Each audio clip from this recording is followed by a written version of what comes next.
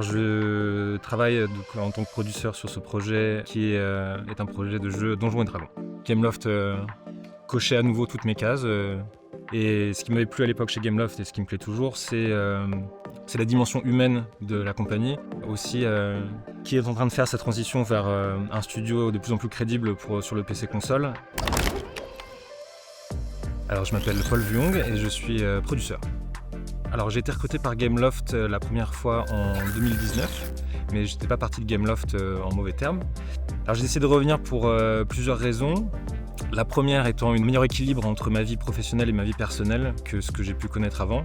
La seconde, c'était aussi le projet en lui-même. Donjons et Dragons, c'est super de travailler sur un projet comme ça. Qui plus est avec d'anciens membres de mon équipe que j'apprécie, que j'estime en tant que collègue. Et ce qui a changé, il y a plein de nouveaux collègues très sympathiques. Et il y a aussi une petite fierté à montrer ce qu'on amène de nouveau la façon dont on travaille. On fait des bons jeux, mais on est des humains avant tout, c'est ça le truc. Mais c'est de manière globale une façon de communiquer, une façon de se comporter et de se faire confiance les uns les autres qui est hyper appréciable. Ça mange pas de pain, mais on fait aussi beaucoup de blagues et ça fait partie du truc.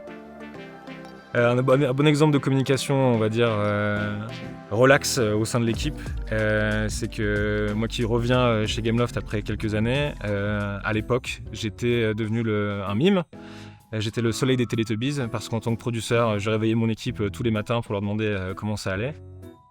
Et voilà, je vis avec ce mime, je le vis plutôt bien, mais j'étais ravi de voir que c'était toujours le cas et que je me retrouve en background Zoom sur pas mal de calls, toujours. Donc,